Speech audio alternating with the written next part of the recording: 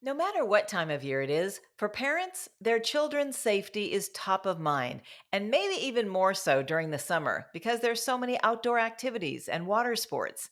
So let's find out more about how to keep our kids safe with Laura Kemerling, Program Manager at the Center for Childhood Safety and Injury Prevention, Children's Mercy, Kansas City.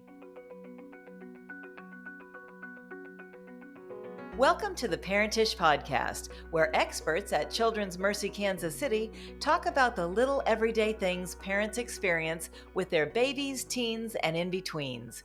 So great to have you here today, Laura. Thanks for making the time. Yes, thanks for having me.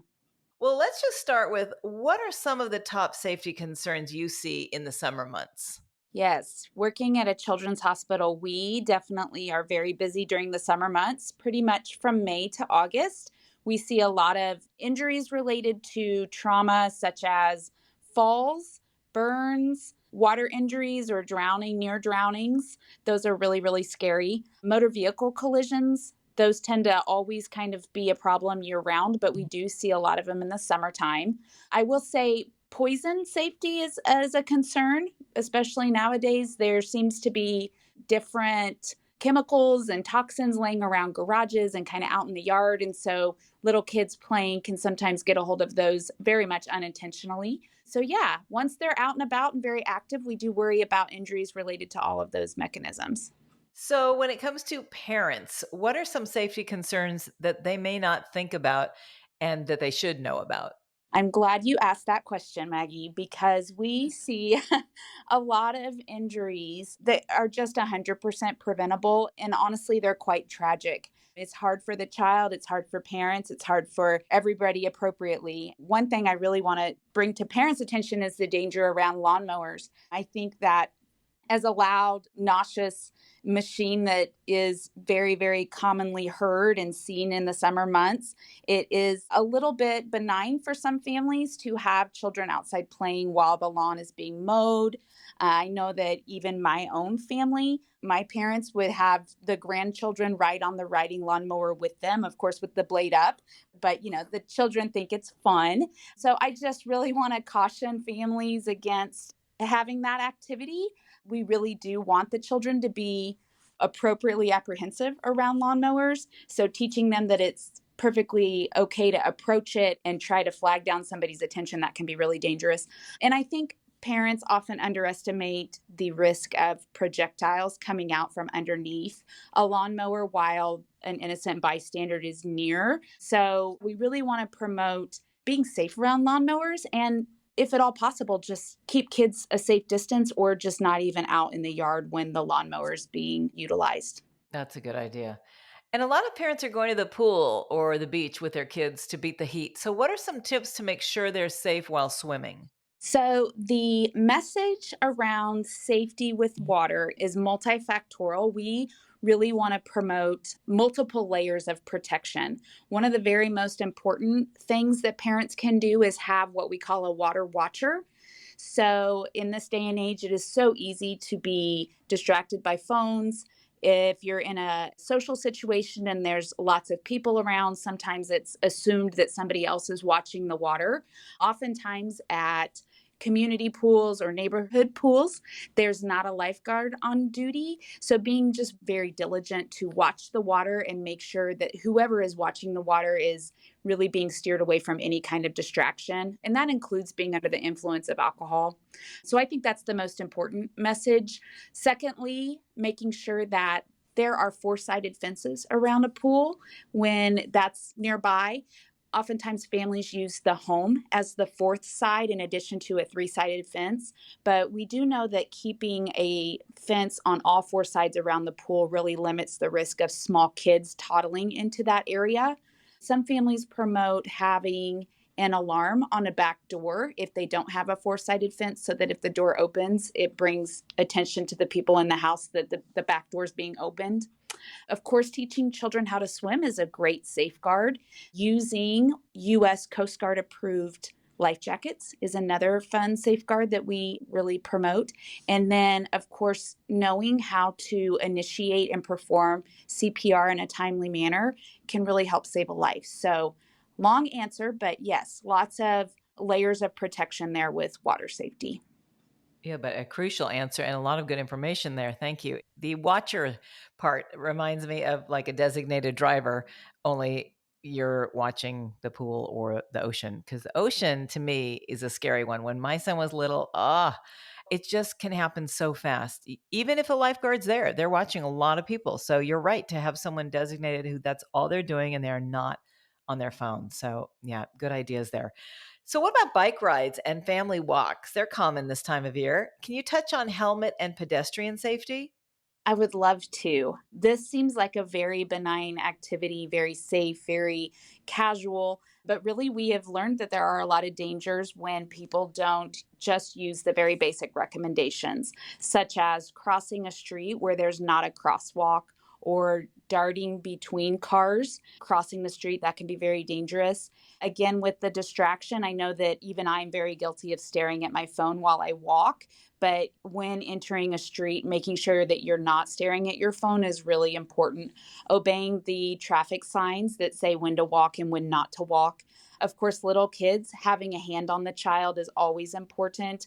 I remember when my kids were little, they were not allowed to enter the street without having a hand of an adult there with them. And so, looking right and left, some of those things that we just probably were taught when we were younger, we kind of got to pull back into our memory and think, how did I learn to cross the street and be careful while I was doing that? So those are all good tips.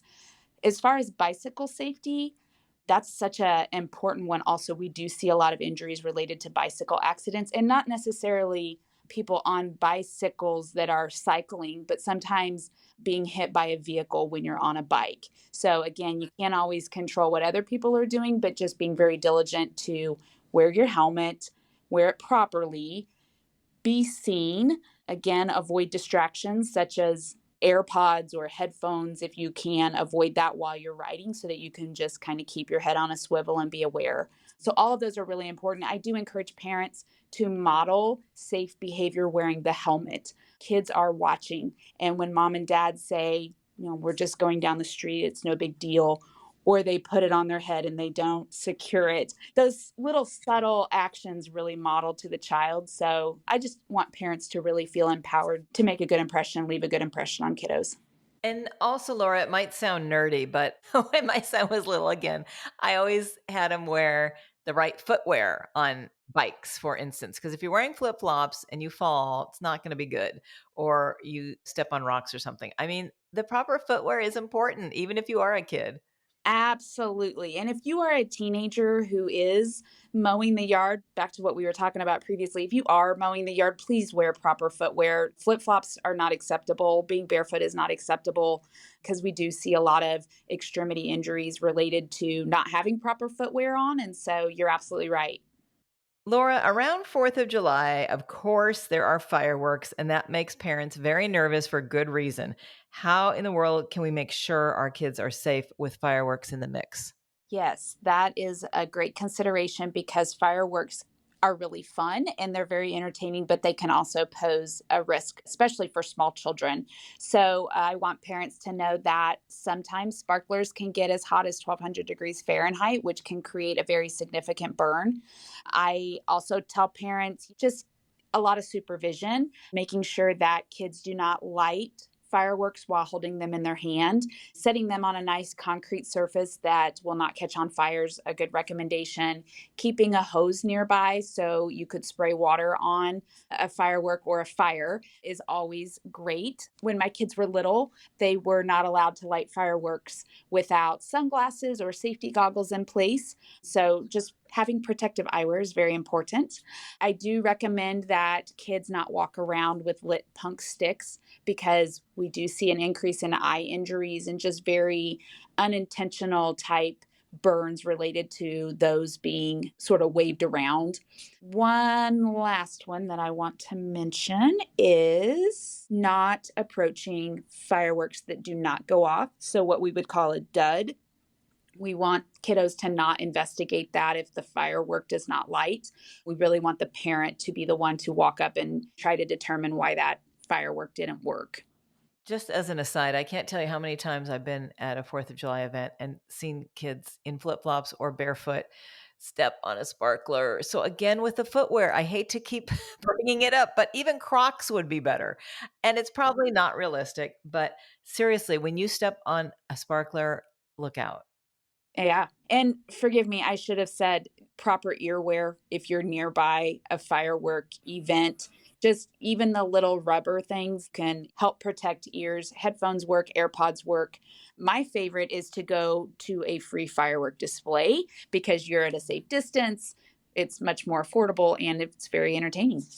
Yeah, and it's safer and you just have to show up. So in closing, Laura, this has all been so informative and helpful. Is there anything else you'd like to add? I just think you can never be too careful supervising kids. Most of the things that we see are very much unintentional, and parents are doing their best to keep kids safe. So I just want to encourage them and support them and let them know we're here for them because, yeah, raising kids is not easy. Well, thank you again so much. I mean, really, I already got a lot of good ideas. I thought I knew pretty much, but there's always more to learn when it comes to this and what's more important than our children's safety. So thank you. Yeah, thank you. Again, that's Laura Kemerling. To find out more, please visit childrensmercy.org/parentish. That's childrensmercy.org/parentish. And if you found this podcast helpful, please share it on your social channels and check out our entire podcast library for topics of interest to you. I'm Maggie McKay. Thanks for listening. That concludes this episode of the Parentish Podcast. For more parenting tips and tricks, visit us at parentish.org, where we help you celebrate the craziness and challenges of parenthood.